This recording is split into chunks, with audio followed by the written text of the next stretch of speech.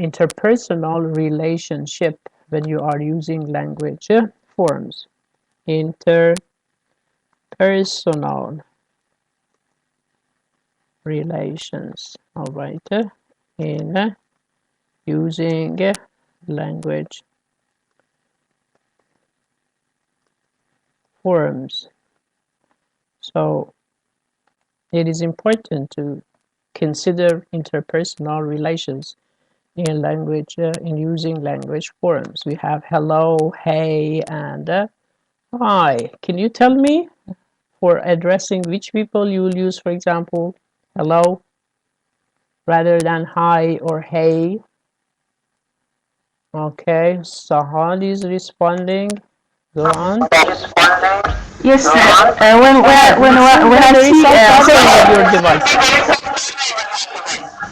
I don't know what is the problem. Go on, try to fix it. Next time.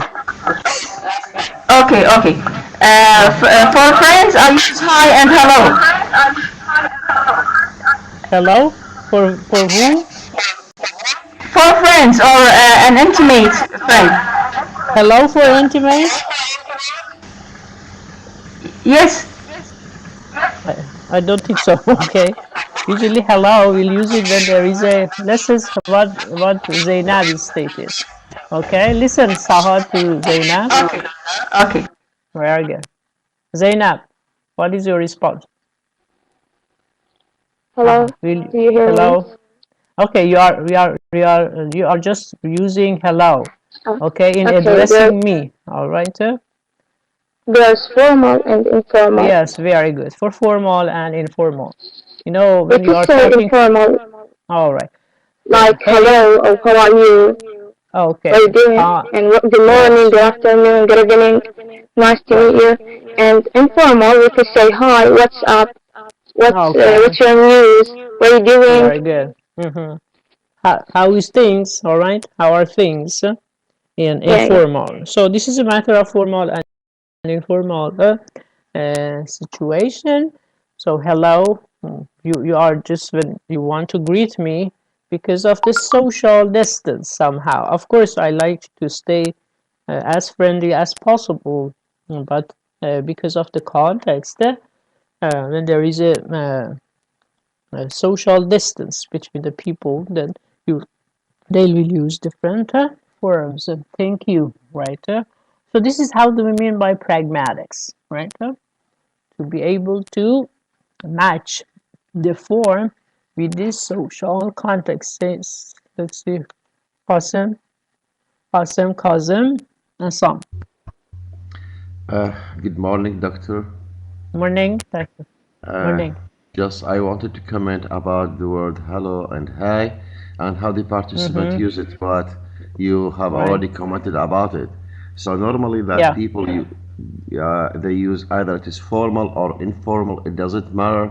But formally we understand it as formal because that is reflecting the social life or the social reaction of the participant and also of the receiver. Never mind.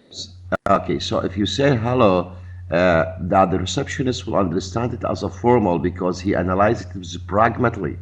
Pragmatically is the use of the language by the receivers and socially by the producer. So the producer and the receivers, because they are affected by the social life, pragmatic analysis, so the matter will be either formal or informal. So this is how do you mean when you are able to consider the interpersonal relationships, right? Yeah, This is that's right. interpersonal relation. Then you are okay. You can claim I possess communicative competence. So we have linguistic competence as language users. This means we are familiar with the rules and the principles involved in language use. But when it says communicatively competent language user, this means that the language user is aware of the social rules, okay, dominant the language use in the terms of formal context, informal context, casual context, okay, friendly intimacy, friendly contact, and intimacy. I believe that in your social linguistic course, you'll you will get familiar with all these enough and detailed discussions. So let's skip it. Thank you for your responses.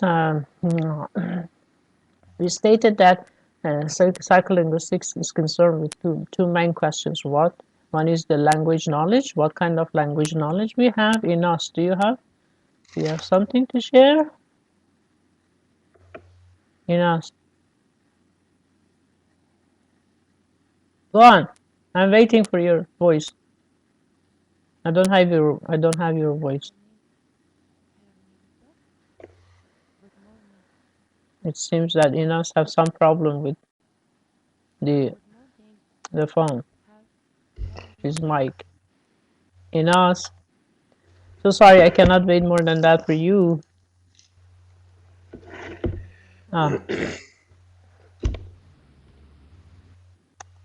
Do not activate, please, when after you talk. Inas, do you want to talk? I don't have your voice. So I disable your microphone. Sorry.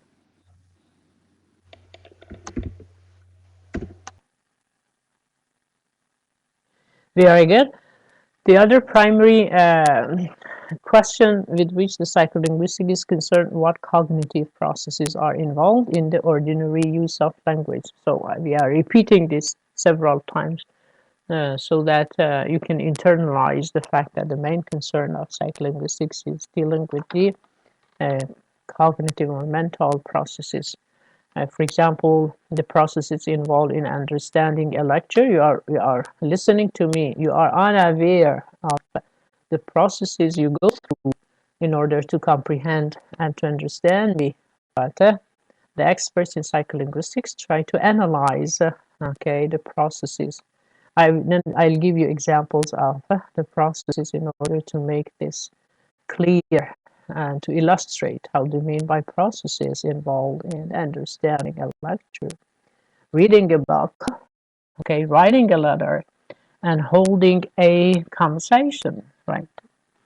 So examples of these cognitive processes are perceptions, memory, and thinking. Now, I ask you questions in order to respond it. You will try first to form an idea in your mind, then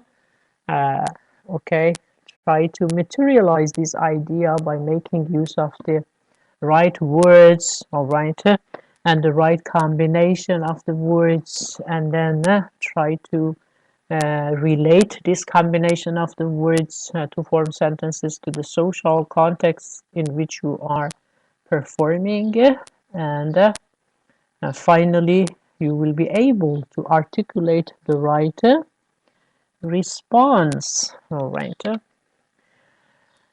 So although we do a few things as often or as easily as speaking and listening, so since these things seems to be very easy and simple, that is speaking and listening, especially in your first language.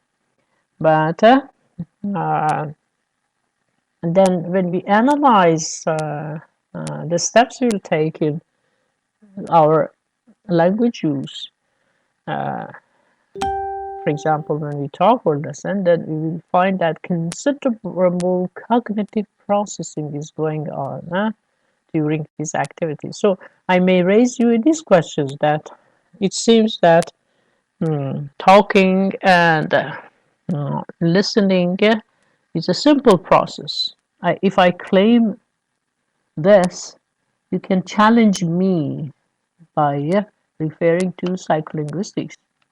That is, although it seems easy to talk and listen to other people, but if we analyze the processes, we will see that both of these activities, language activities, are difficult. I mean by difficult, complex, because we will go through a number of processing. One kind of let's materialize it. Let's give you examples of language processing. How do we mean by language processing in practice, right? One examples of these language processes are garden path sentences, right? How do you mean by garden path sentence? A sentence, in the comprehension of sentence is okay, likened a garden path.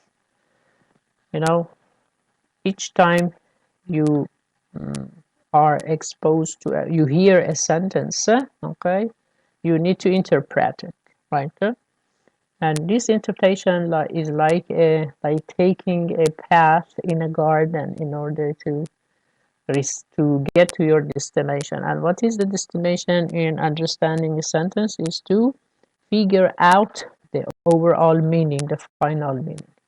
So the process of reinterpreting a sentence when we are mistaken in our first impression of the sentence. Usually, okay, the sentences you are exposed to, by sentences I mean language pieces, may involve some unknown, difficult, or new terminology. I mean, new words, new phrases, and your first interpretation may be not right and wrong. So you need to retreat and reinterpret the sentence in order to arrive at the right meaning. This is how to mean by garden path statement. So when you are arriving in a new garden, you are not familiar with it, you may take a path in order to get to your destinations, but in the middle of the path or the passage you may find that you are taking the wrong route, and then you will go back, you retreat, okay, then try to take a new path which leads you to the right destination. This is true about sentences which includes some parts unfamiliar or unknown to you. Look at, for example, and language communication involves ordinary language communication involves a good number of these statements. For example, we painted the wall with cracks. Okay, the old man the boat. The I knew it can fish in their new country. Let's analyze each of these together, right? Because what's your understanding of the first statement? We painted the wall with cracks. In your opinion, which first of all, is it easy to understand it? Is there just one clear meaning behind this statement? Or which word in this short statement is challenging to you or difficult to interpret? What is inadequate? Crack. Very good. Yes. Crack. How about cracks? You know, the words have, I think it means the fill the cracks. Yeah. That is, cracks means, the first sense of the cracks means to have, there are some cuts, some holes. Huh? Subjective impression is one of the following. Or yes, we painted. Yeah, the other meaning is new paint, right? So there are two meanings underlying attached to cracks. One is holes, cuts. The first meaning is holes or cuts or fracture, fractures, fractures. Yeah, right. But you know that we cannot paint the wall with holes, and we can fill the holes and the cracks with the paint, but we cannot paint the wall with cracks. Okay, of course we can attach it with cracks to wall. There are two meanings behind it: paint the wall with cracks, or paint the wall which has cracks in it. You see, so we need more context in order to figure out the meaning. The other meaning of cracks is what? Can you tell me?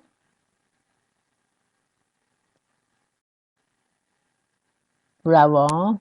The other meaning of cracks is what? Space. This is the first meaning. What about the other meaning with cracks? So cracks can be uh, adjectives, prepositional phrase describing the wall. That is, we painted the wall which has cracks, right? You can interpret it in this case. We painted the wall which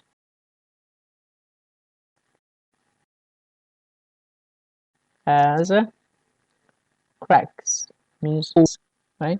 This is one interpretation, right? The other meaning of cracks, you can find it right now in your dictionaries.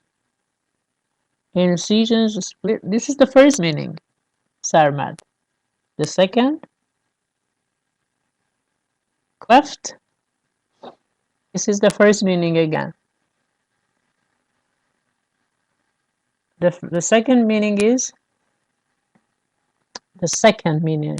The second meaning of crack is the powdered drug, illegal drugs. You know about that? No, it's drug, and not drug. It is the powdered drug. So it is possible in the imaginary world. It is possible to paint the the wall with cracks. So you'll see it took time. We did a lot of thinking, we did analysis, right, in order to arrive at the right meaning. And if there would be this has one implication for language instruction. Okay, when you expose the students to new statements and new words, new meanings, all right, try to provide no, it is not explosions, okay? The illegal the drugs, okay? Drugs, such as heroin, right? Such as marijuana and the like. Sorry for mentioning these things, right? The powder, you will mix it with water, right? And then you can take it as you can make use of it as a paint. Of course, this does not make, okay?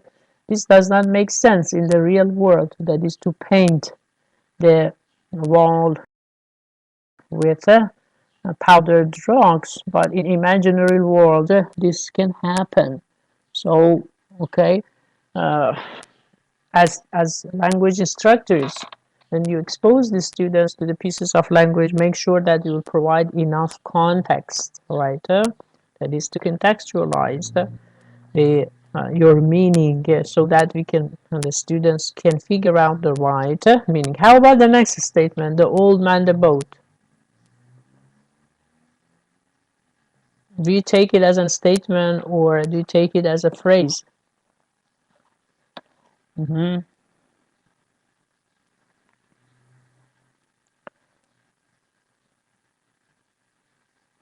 No. Yes, the old man, the boat. Yes, we can take the old as the old man, right? Zainab is correct, the old man.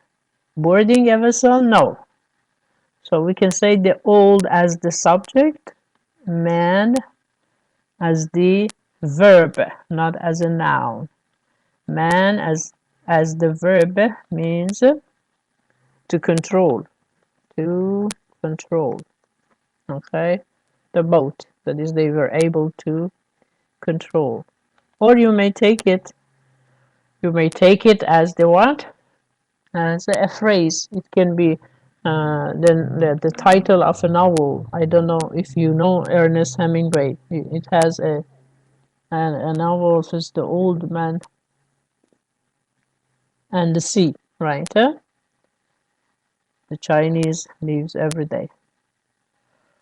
Right. Okay. So I gave you these examples in order to show how do we process pieces of the language. How about the last one? The Ainu can fish in their new country. Any one of you can tell me which word in this statement or which words are problematic or challenging, that is, you need to reinterpret them. Can fish as a verb? Yeah, so by says in their new, I'm sorry, in their new country, it's a new factory. I had a mistake in typing the word country is in fact a factory. The sentence is this. Yeah, the country is mistyping. It is in factory. Take it as this. The Inuit can fish in their new country. Not factory. Yes, it's factory. So it can be a business interaction because in the country or even in a factory we cannot fish, right? The factory is a place for business transactions. So we need to figure out the second meaning or the figurative meaning of the verb fish, right? The Inuit is the subject, yeah. How do we mean by the Inuit? Inuit means the Inuit. No, the card games? No. This card games is related to sentence in the textbook. I didn't use Shima. Would you please interpret this statement? Shima tak. Good morning. Yes. Morning. And your voice is low. Would you please speak up? Yes. Very Inuit good. is a group of people who live in the north of Canada. Okay, and they live on Sorry? fishing. Inuit. Ainu? The Ainu? No. It can be. People who But live. the Ainu, yes. It can be a group of people. But when we says Yes. they, it's a last family name. Like the Johnson. When we says the Johnson means the Johnson family. Huh? Yeah, yeah. So But what I know Ainu about is the them. Yes, right. but what I know about them, a group of people who lived in the north of Canada and they lived on fishing. Right. Okay. We call them Eskimo. Okay. Yeah. We can take it as this, that the group of people, Eskimos, all right? And also, but in this context, when it says the Ainu can fish in their factory, then it refers to the Ainut family, in fact. You see? Yes, yes, All right. that's How about fish here? So thank you very much for your response. And how about fish? Let's ask some Qasim. The other word, Uh, uh-huh. Go on, okay. Qasim. Your question. What's the last Your question? first name is Qasim? Sorry? No, no, Isam. Sam. Very good. Yeah. Go on. Okay. Doctor, I have a questions before you are gonna ask me about fishing. Mm-hmm. So I'm Yes. confused here. I'm confused here by Yes. garden All right. sentence. So when Okay. you so thank you for saying that you are confused. This means that language comprehension involves processing. Okay. You want to remove your confusion, right? And it is quite natural to be confused in your language communication, but because we are not aware of different senses or the meanings involved in a sentence or in a piece of language, so we need to reinterpret it, go back and correct our first interpretations, right? Sentences like this, it's a short one, but still it is confusing, ambiguous, right? So one main business of psycholinguistics is to tell us how do we disambiguate or clarify the meanings behind comprehension and language comprehension and production. Like this one, this is the Ainut. Ainut can refers to a group of people okay, Eskimos who lives on fishing. But when we continue reading the statement, we will find that we are incorrect in taking Inuit as group of Eskimos, because here fish does not mean the act of hunting fishes, right? The Inuit refers to the family, right? It's a last name, okay? And in Persian it says Hanavade Ainut, right? And then we will continue. It says fish. Fish here does not mean to hunt fish. It has another meaning. Yeah. Would you please? Can you suggest a song as another Yeah. meaning for fish? Yes. Fish means what? It says, that Okay. it's. Let me put it in this statement. The inspector is fishing about the sabotage, or inspector is fishing about the inspector. You know inspector, huh? Or detective. Yeah. The detective is fishing about the theft. Now, can you guess what is the meaning of fish here? Doctor, Uh, I'm sorry because I have a yes, question first of all. yeah. Let me finish with About my thoughts and searching. Yeah, right, that's it. All right. The meaning of fish in this statement is catching. All right, not hunting. Very good. Now, in this way, we disambiguate. So, to what is reach the your goal. question? Huh? Anyway, about the garden path sentence. Uh-huh.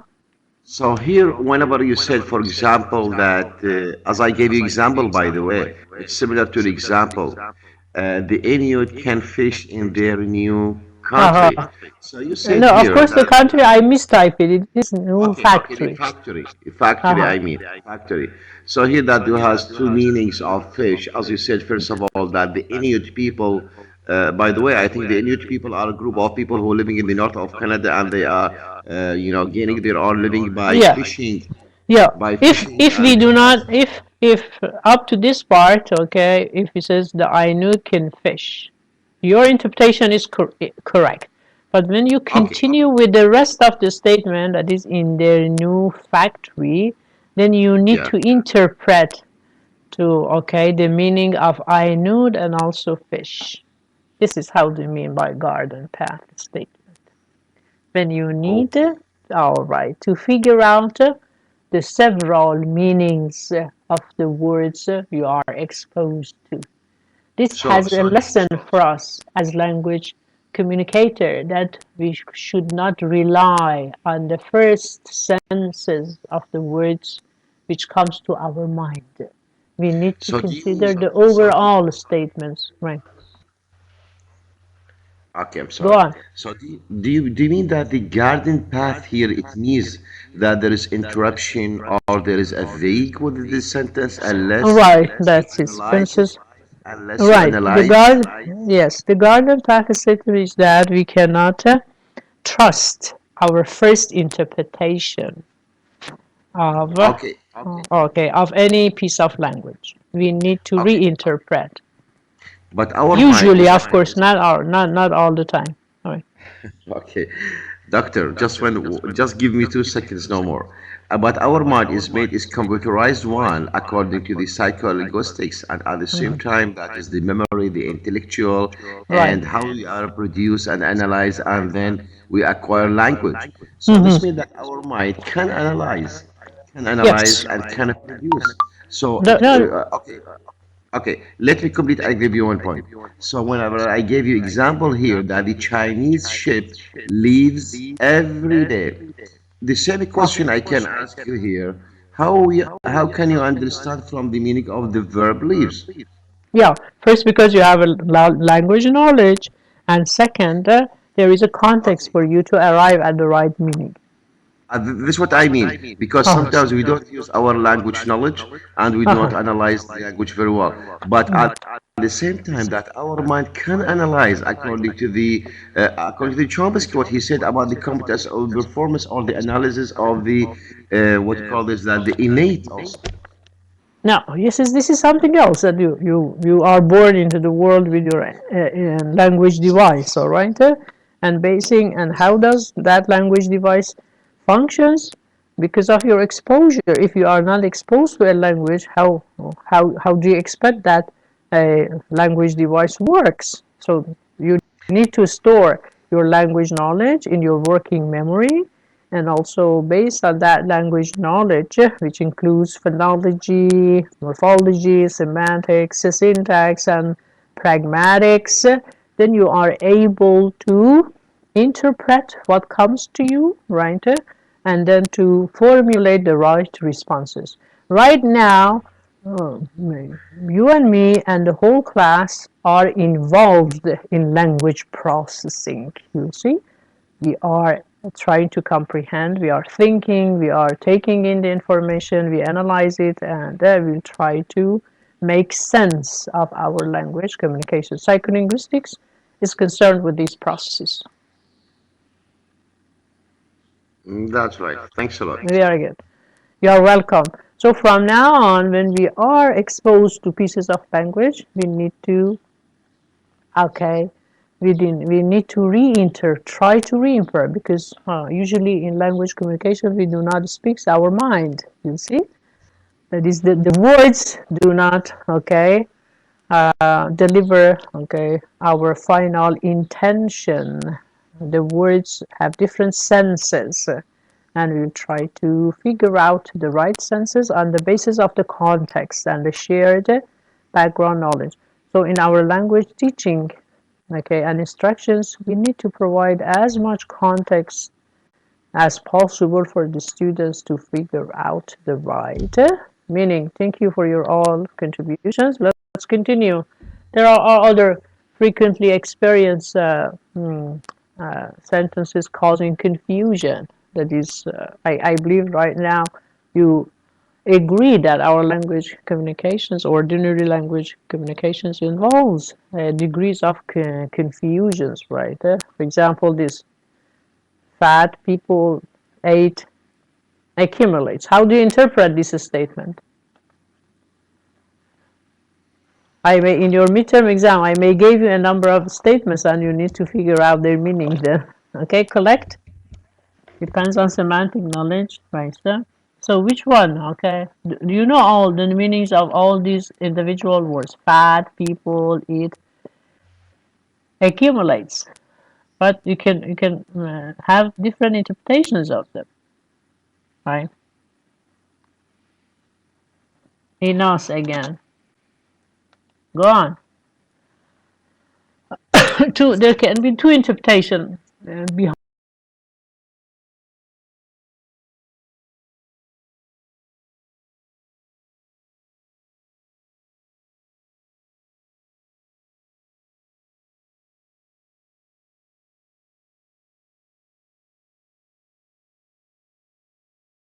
behind this statement. Sorry, there is nothing on board. How do you mean? Inas, I don't have your voice. Shima, I don't have your voice.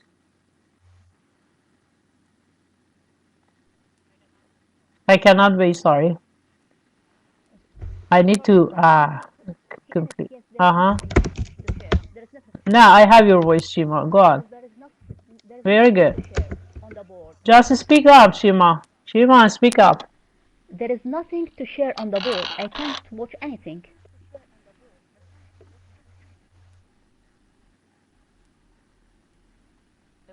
About what? You are talking about what?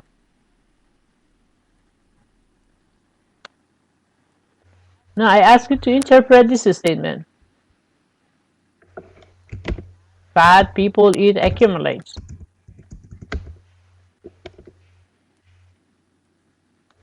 Sorry, I need to disable your microphone because nothing comes.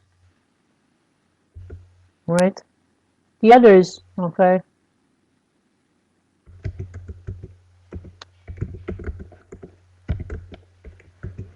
Fahad, go on, Fahad. Yes, maybe fat people refer to rich people. Who? Rich people. Rich people? No, fat people are fat people.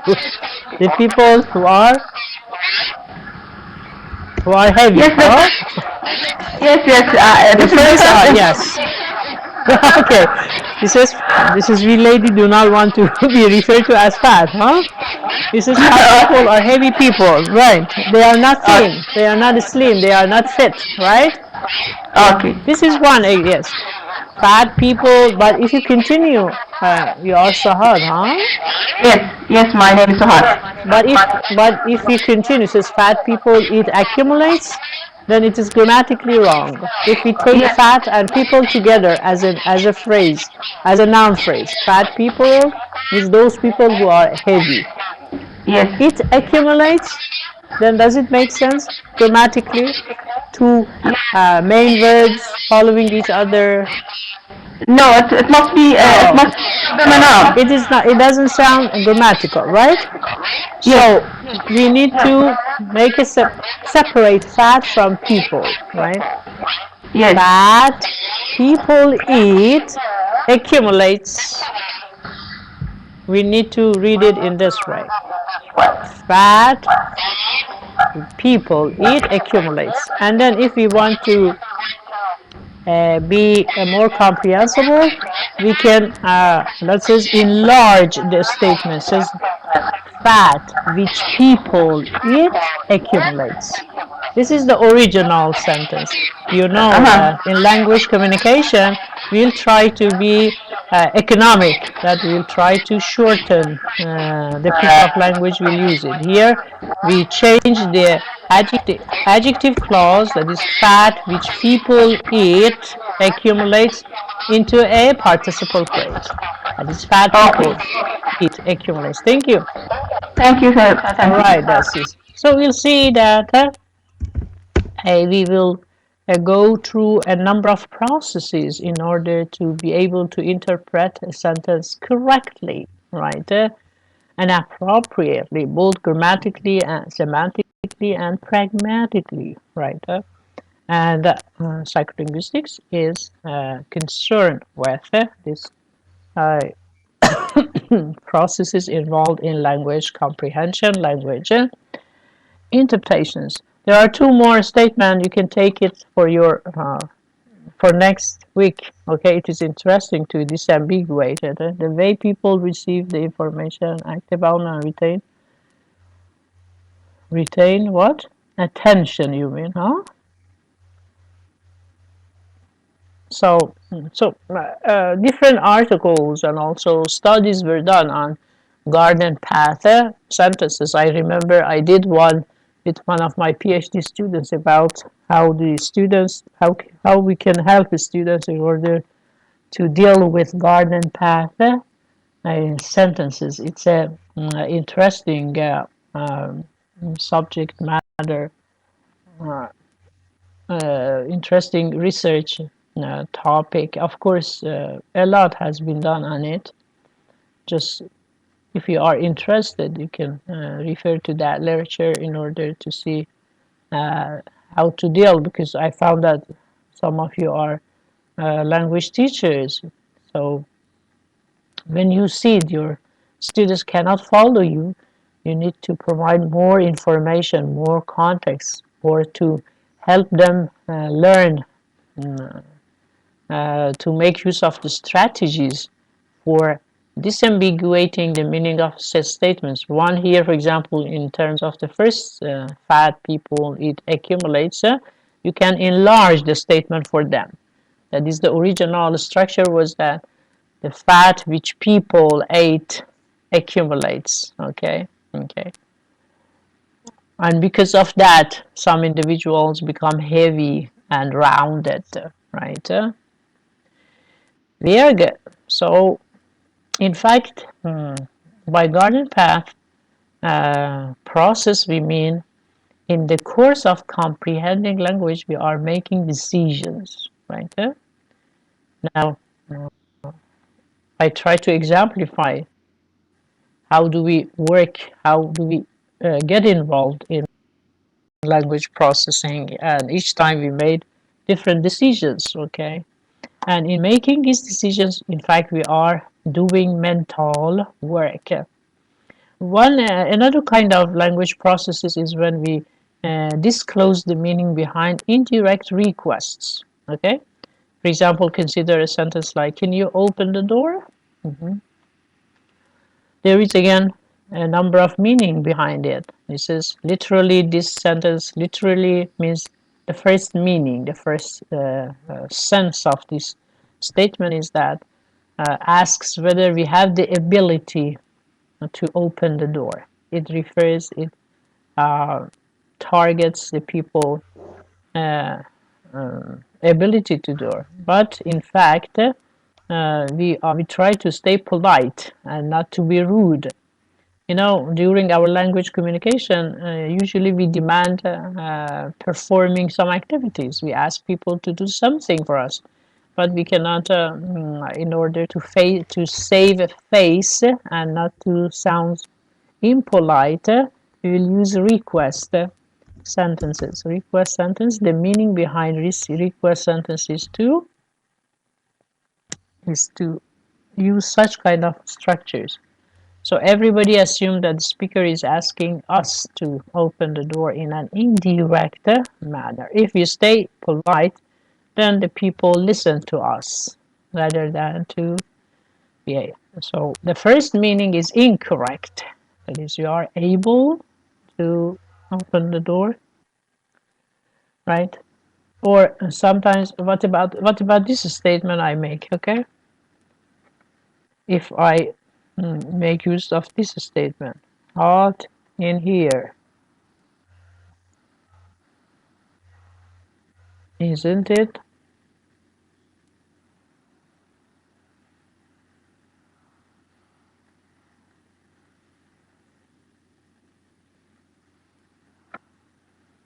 How do you interpret this short statement? Hot in here, isn't it?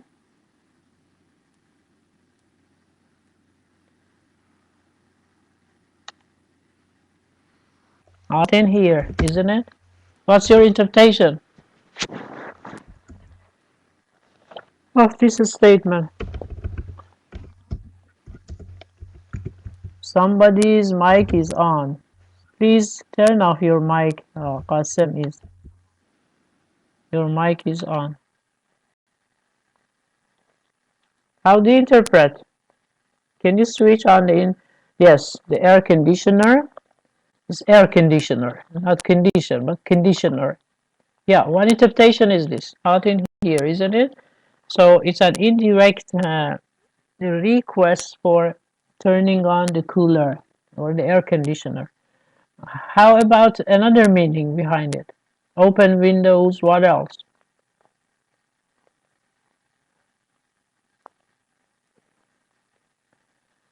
Also, it can be used in what other situation? Asking food? No, that's not related, but thank you for your response. To drink something? No. Usually when you want to... Any other? Sorry, because I don't have time. I'll have to provide the response. Let's go to which? No, usually this is a statement. You can go out, open the door. No. Opening the door, the windows, and the air conditioner is one interpretation behind this statement, hot in here, isn't it? And the other interpretation is to start the conversations, to start a conversation with someone new to you in a party, a gathering, party, a gathering, or the like.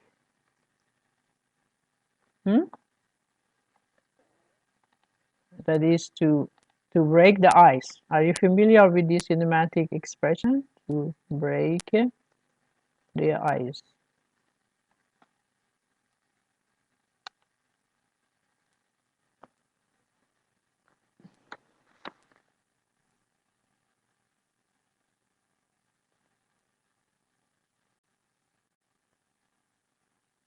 Huh? To break the ice means, no, this is an idiomatic expression. It means to start the conversation. When you meet somebody for the first time in a party, in a ceremony, right? To start, not ignite, no, to start. Start a new conversations. So, so you see that this is how they mean by garden path. So a request is an attempt to change another person's behavior, and this can be perceived as intrusive or threatening at times. So we soften it with indirect speech. That is, we soften, make it okay, less threatening. It says, open the window, right? Close the door.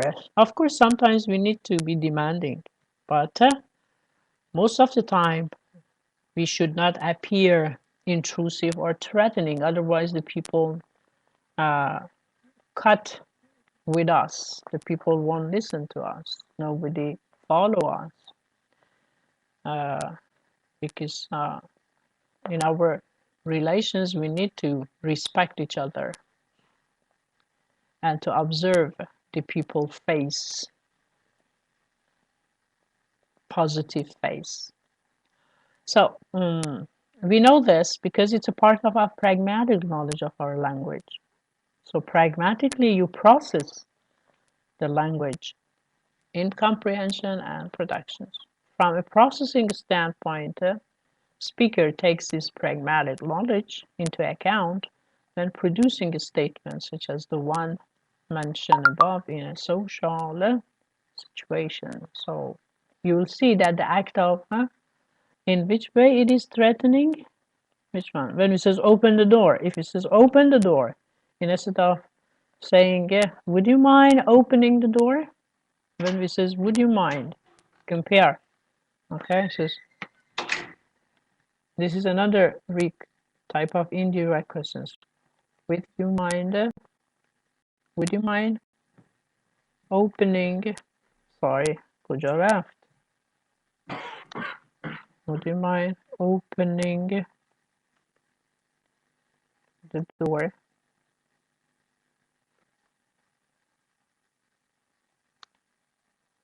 Would you mind opening the door? So compare it with open the door. Right? Which one is threatening? Open the door. It is intrusive. It is impolite. There is no courtesy. Okay? You know courtesy.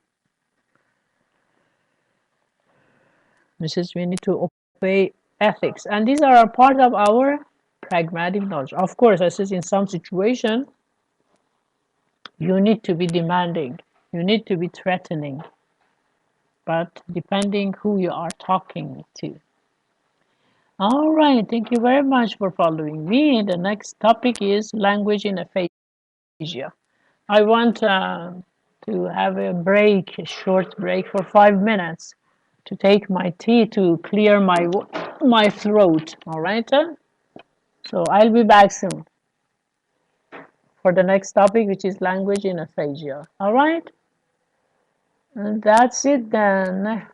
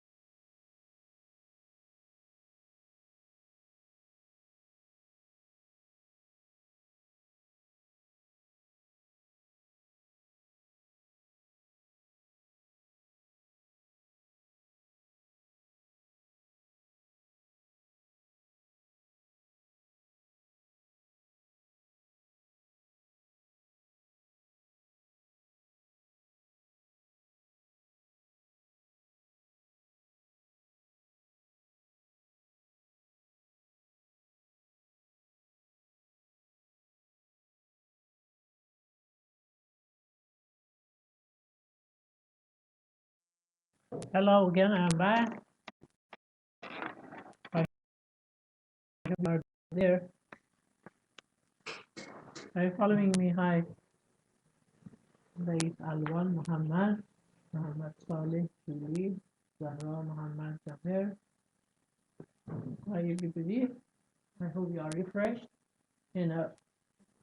Let's mention language in aphasia. It's another area of investigation within psycholinguistics.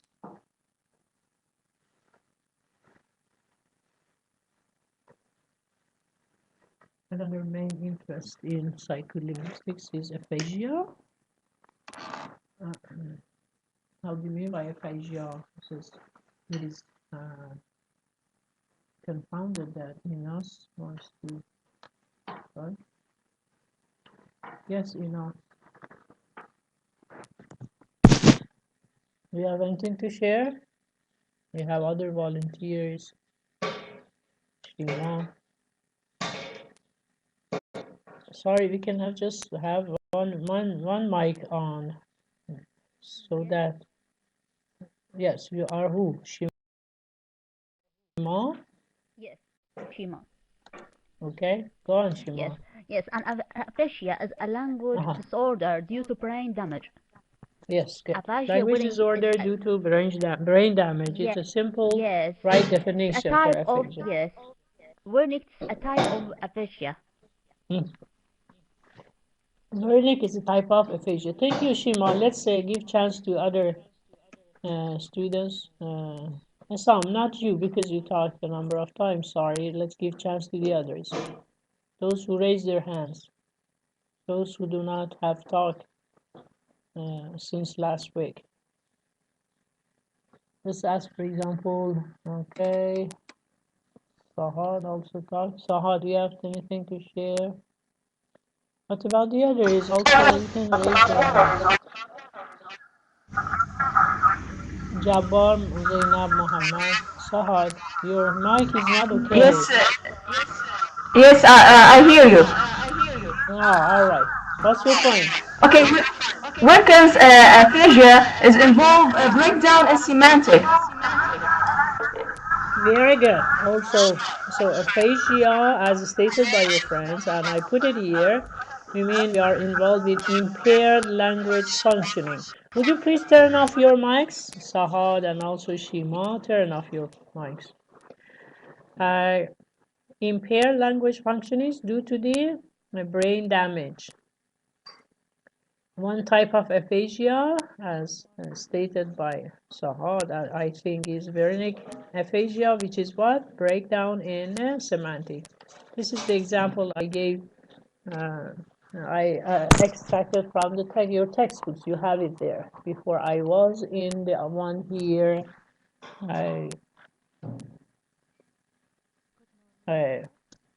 my sister had a department in the other one. You'll see that the words are okay. The arrangement is okay. The syntax is okay, grammatically okay, but there is no any meaning behind it. Okay. The other kind of so the semantic relationship between words in this excerpt is the piece of language. Is seriously disrupted, although it is grammatically okay, but no meaning behind it, right? Suggesting that the patient's semantic knowledge has been impaired by the brain damage. The study of the relationship then between the brain and language is neurolinguistics. So this is not psycholinguistics because it focused one area of investigations with our psycholinguistics is aphasia. And so it draws on neurolinguistics because neurolinguistics zooms on the relationship between the brain and language. So in normal individuals with intact brains, when it says intact, I mean normal brain functioning. The various facets means aspects of language, such as structure, meaning, sounds, appear to form smoothly coordinated system of communications. That is, all these informations are interwoven with each other. It's when you speak, okay? You dynamically put all these informations of sounds, meaning, and structures together as a normal individuals. But in a brain damaged individuals, the system is to be a combination of separate parts. There will be a breakdown in one part, so the other parts will be separated. For the deficit in such patients are often selective rather than the total. Brain damage occurs to one particular part of the brain, then you would be unable to articulate his meaning, okay, semantically. Syntactically, okay, but semantically not. Of course, we have the vice versa. That is, we have another type of brain damage, well-known brain damage in the literature. It is Broca. BROCA.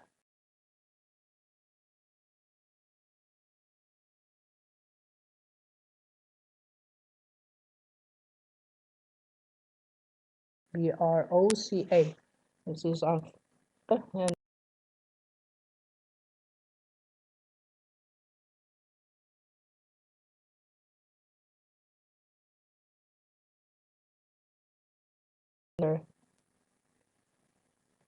kind of Broca as another kind of aphasia.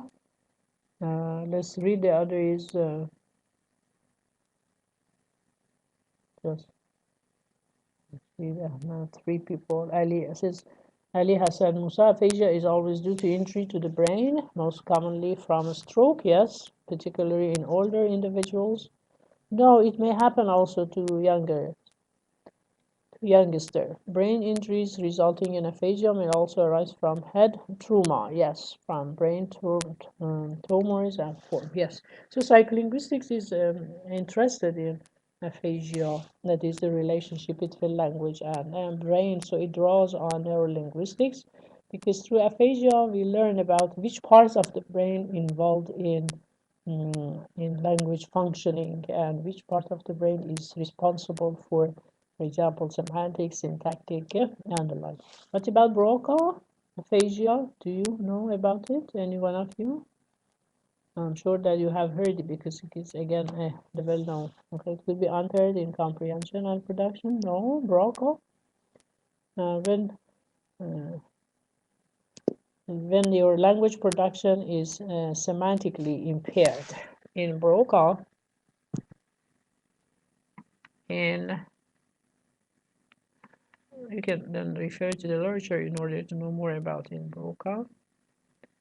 The language use is, and here is to be particular, is language production is semantically impaired, and usually such individuals suffering from Broca do not make use of articles or function words. Yes, it is the lack of no use of function words such as articles in language production by Broca aphasia.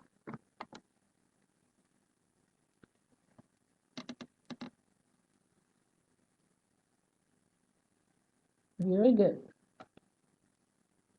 Now let's consider the historical context as the last topic for today's discussion. The time is 9:33. We can continue actually. Like 9:45. Do you have a class at 10 o'clock? We have got a class? No, where are they? So I don't feel guilty. for keeping you wait. For keeping you long in the class. All right, that's it then. Very good. And thank you for following me. In order to finalize the first chapter in the points raised in the first chapter of a Carroll textbook, I need to draw your attention to historical context, though we mentioned some part of it at the beginning parts of this PowerPoint. The historical context is divided into two parts. Of course, I included some parts of the ending subsections of chapter 1 in Fernando's 2. That is, when you review the first chapter in Fernando, the ending subsections is about a kind of historical account. I embedded that part in these three the final slides of this PowerPoint. That's because of the similarity between them. So insights about human being. Muhammad Sarmad has observed that interdisciplinary flourished twice one another. Okay. Yeah. Thanks for sharing your information. In the early psycholinguistics begins with the establishment of the first psychological laboratory. That is the University of Leipzig in Germany. So Germany is the bedrock, in fact, for the experimental psychology. That is the time when psychology departed from philosophy. Because before that, psychology focused on the study of meaning. And a major figure in early scientific psychology or experimental psychology is Wandert, 1832 up to 1920. He in a way he is referred to Wandert. Is referred to. Of course, I don't expect you to remember names, but some names are key names and keynote. So I expect you to, in relation to psycholinguistics, to know who is the psychological father, or it says intellectual father of psycholinguistics, early psycholinguistics being all right, equated with experimental psychology. Sorry. And so Wandert is that major figure in early psycholinguistics, which was experimental. We believe it is possible to investigate mental health, mental events such as sensations, feelings, images, using techniques similar to those involved in natural sciences. That is to be able to materialize these subjective events, not easily seen. We cannot easily see, but we can have pictorize, illustrate them. All right. Wandert wrote extensively about many different aspects of language. His concern includes grammar, phonology, language comprehension, child language, reading, and other topics of contemporary concern. But his main contribution to the psychology of language was a theory of language production. You see, I highlighted this. So Wandert, as a major figure in early psycholinguistics as an experimental field of study, and his major contribution was a theory of language production. Okay, put it in a nutshell. He regarded sentence, not a word, as the primary unit of language. Okay, and it's a revolution, in fact, revolutionary line of thinking, not taking sentence word but the sentence as the primary unit of language. That is, we think in sentences and we produce in sentences, not at a word level. And saw the production of, so he was ahead, in a way he was ahead of his time, and saw the production of a speech as the transformation of a complete thought process into a sequentially organized speech sequence. It means that when a person produces a piece of language, he produced, in fact, a complete unit of thought, which is the whole meaning, okay, and not parts, not meaning in parts, right? That is, the whole idea is there, then we reconstruct that meaning. The view that speech production is a word by word process, so one that do not see production as a word by word process. Rather, okay, you see it as beginning with a whole sentence. And this idea, this proposal is still of interest to language researchers. And these distinctions, that is, language production is a matter of, well, language production happens at sentence level, not at the word level, is a precursor. That is, it predates the contemporary distinctions between bottom-up and top-down processing. That these days we'll talk about bottom-up and top-down processing, which is in fact a refinement of the idea proposed by one that who believes that a complete unit of thought is complete thought is the unit of language production, not the that says isolated units of thought. So these days we talk about bottom up and top down, and I'm sure you know about this. Still in following chapters we know more about top down and bottom up processing. Just for the time being, when we say top down, means we consider the overall context and the overall meaning of a piece of language communications, while in bottom up we may linger and stop and pause on individual parts of language productions. Like in Garden Path. In Garden Path is an examples of both top-down and bottom-up processing. If you consider the whole meaning of the statement, that is to consider the overall statement, this is top-down. And when we see that we are mistaken and we need to reinterpret, then we'll go back to the individual words which are challenging for us. If you remember the statement, the fat people eat accumulates, right? First we may take the overall that focus on the fat people, but later we learn no, we need to consider fat as only the fat as the subject, not the fat people. Right. So, of course,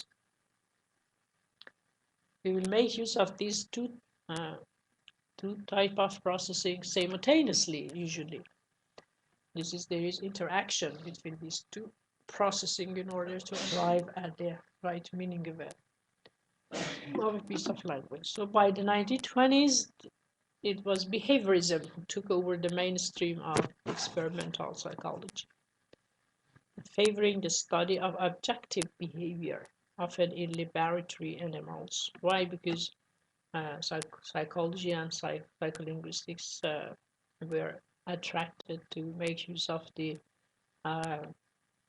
natural science techniques to experiment the mental events. So they were too much absorbed into objective behavior rather than the study of mental processes. Okay. They had a strong commitment to the role of experience in shaping behavior, including verbal behavior and environmental contingencies, such as reinforcement and punishment. I believe you you studied about these things, just I want to refresh your mind, right? I guess in the last semester, in some of your courses, you know about behaviorism in psychology, that is considering language like other human behavior, and they refer to it as verbal behavior. They highlighted the role of experience and environment rather than mental processes. And another major topic was meaning in that era. For example, people such as Noble and McNally, they constructed an index of meaningfulness of individual words by measuring the number of associations a person could produce in a designated period of time. Later again, when we are talking about working memory system, we know about this index of meaningfulness. We have Osgood and his associates. Osgood is another major figure within psycholinguistics. They developed semantic differential. What is it? It's a technique, experimental technique, a tool for measuring the associative meanings of words by asking people to rate words on dimensions such as good, bad, strong, and weak. So we have similar developments occurring within linguistics in 1920s. Linguists of this period tended to emphasize behavioristic treatment of language. That is, there was associations between behavioristics and linguistic approach, namely structuralism. I put it here. The fashionable linguistic approach at that time, which was aligned to behavioristic, was structuralism.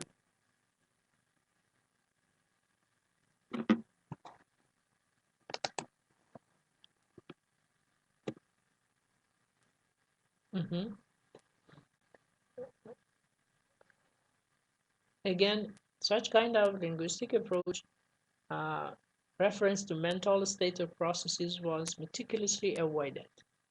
So neither behavioristic point of view nor structuralism favored focusing on mental processes in language behavior. At that time, linguists focused on taxonomic analysis of language, which means that they had at the primary goal the classification of observable aspects of language. This is language is speech because speech is observable.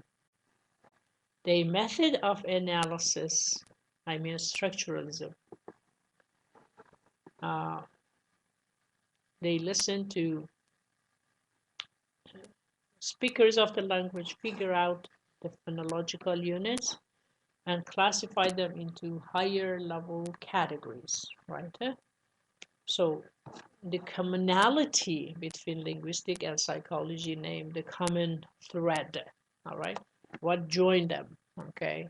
The links between psycholinguistics and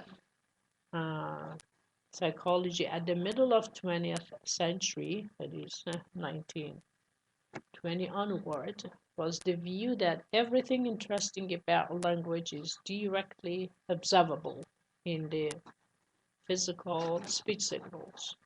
So one motto was language is speech when it was translated into pedagogy.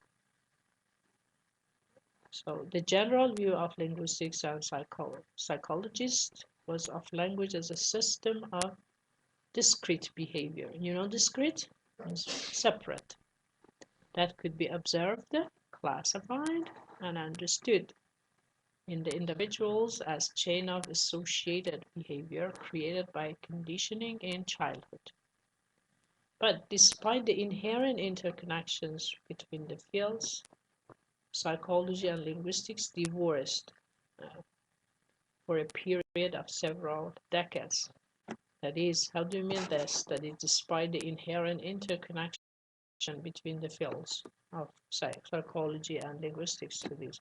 One was behavioristic, the other was structuralism both deny the role of mental processes, both focus on the observable behavior.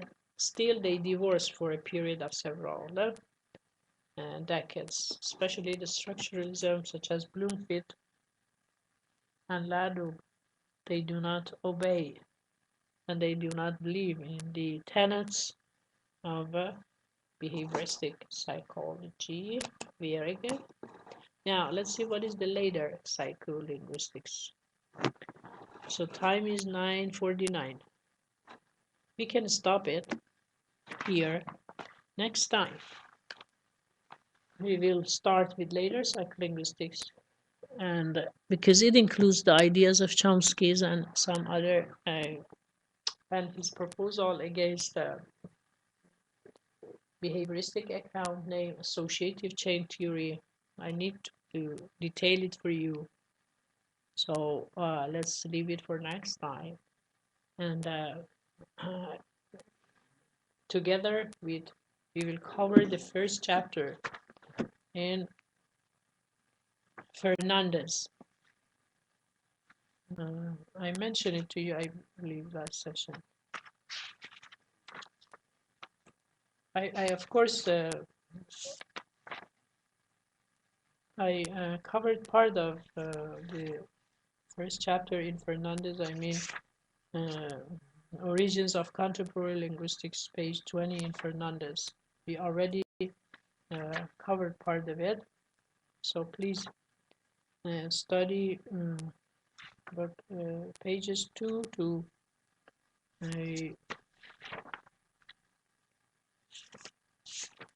19 for next time. And in both, in Carol, am I right? Do you hear me? Following me? I expect you to focus on the two thought questions on page 16 in Carol. Page 16. Page 16 in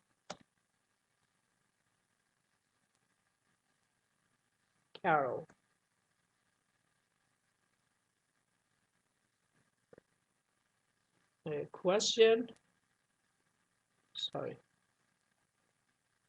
Thought questions. If page 16, there is a subsection named thought questions. I abbreviated thought questions.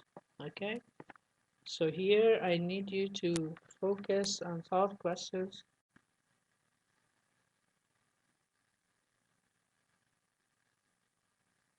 And now the two thought questions, number 1 and 2. Okay, this is for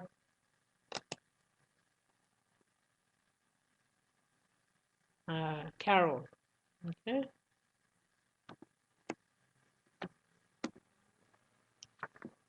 And in Fernandez,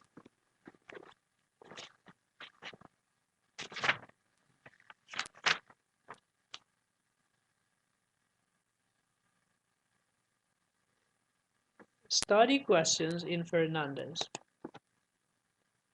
In Fernandez, page 23 and 24.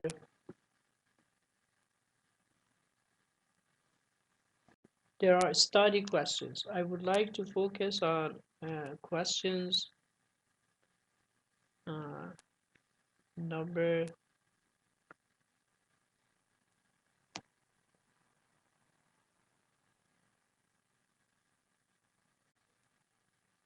3, 4, 5.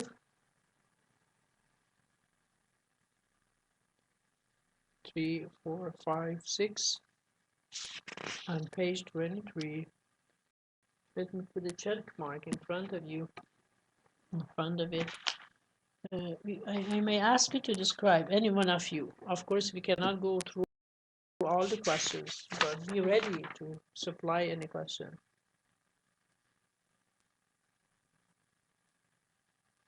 And 8 and 8. Okay, questions 1, 3, 4, 5, 6, 8. Good. Sure. Okay, I'll of course next time when I am done with these PowerPoints. From these PowerPoints, a number of slides are still left. When I am done with this PowerPoint, then I will share it with you. Don't worry. You have the recordings. Okay, so we'll be ready. All right, I'll share it with you. Very good. After I am done, I leave this session, then I share it with you. And our next session, is it okay to be to have it in the mornings, or still you wish to have it in the afternoon? Especially Ali Hassan Musa, you are the class representative. Though it is very difficult for me to have a class in the afternoon because I'm not fresh. I don't feel fresh in the afternoon. If you have no problem in the morning, so let's keep it on the. You wish. Of course, I ask at night. No, that's next to impossible. At night, I'm a mother and a housewife too. So we can have it on, how about this time? Saturdays and at 5. At 5 p.m. Is it okay?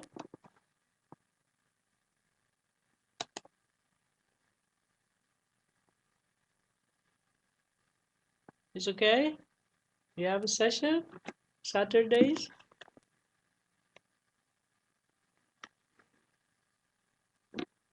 Saturdays. This is the only time I can have a change.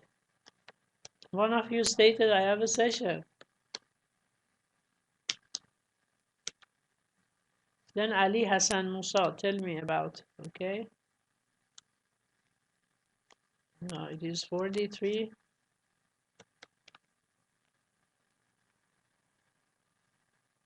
You have a session at 6. So it's okay with you? It's a good time? All right. So our next session will be the 7 of Farvardin.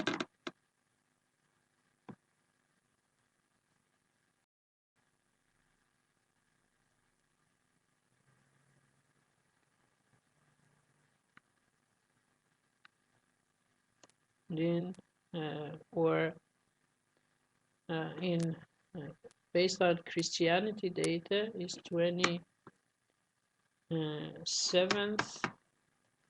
of March, Saturday at 5 p.m. That's it. Clear?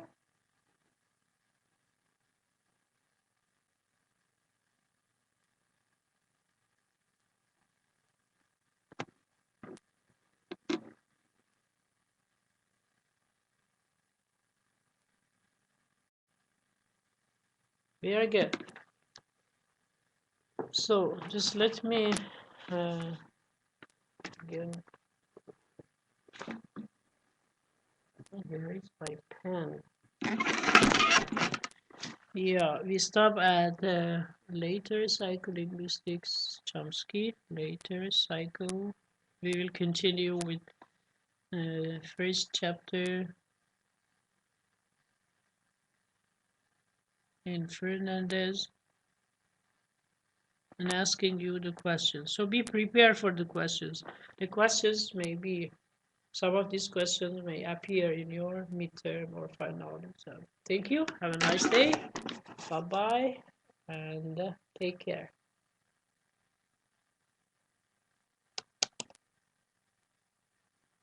Bye. I am stopping the recording. I'm not sir, I'm ma'am.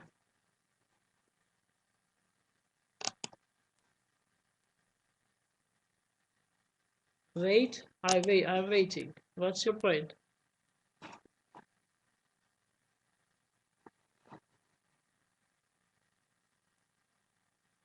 Mr. Ali, discuss what?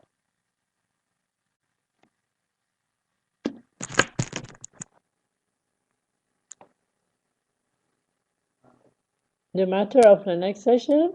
I repeat it? I type it for you. You continue with the later psycholinguistics and the first chapter in Fernandez, dealing with creativity of language.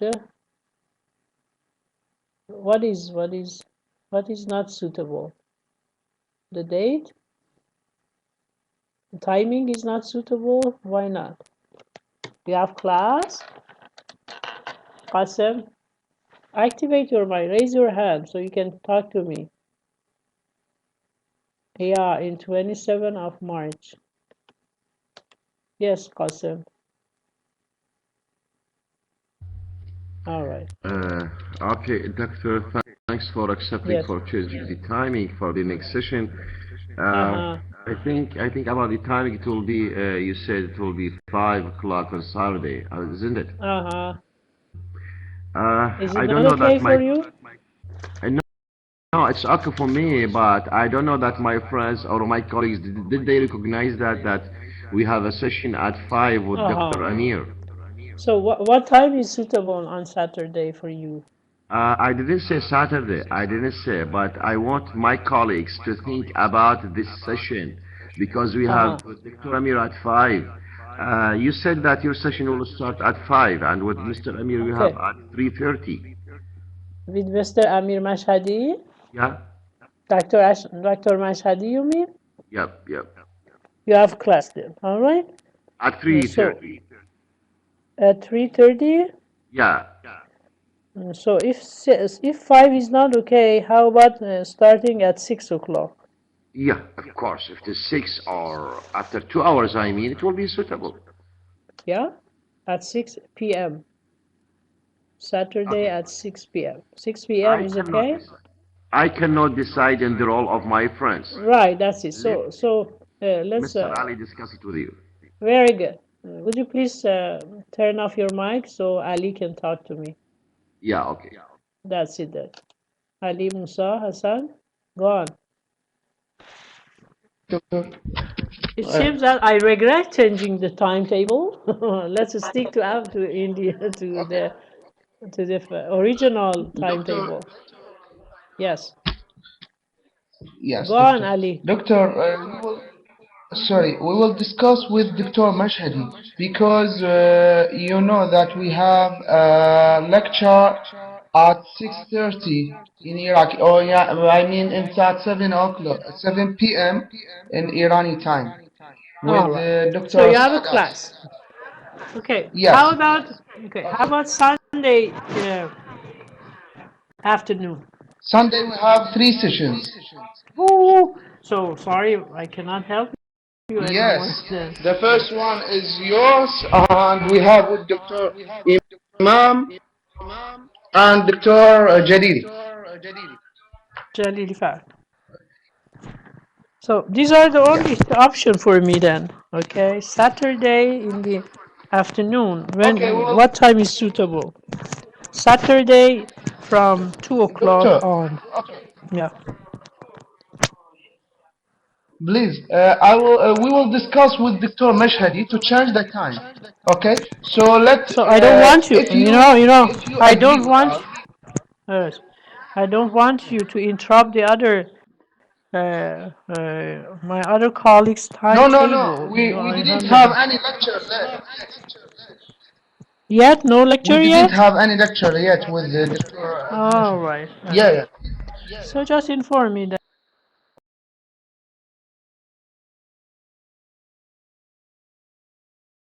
Okay, so we will discuss with Dr. Mashhadi to change the time of his lecture.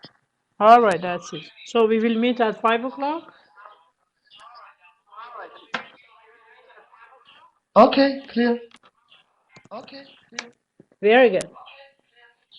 Still, I wait for your Thank you so much. texting about the timetable. Thank you.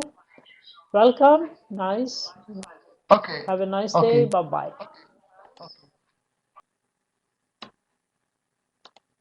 Thank you.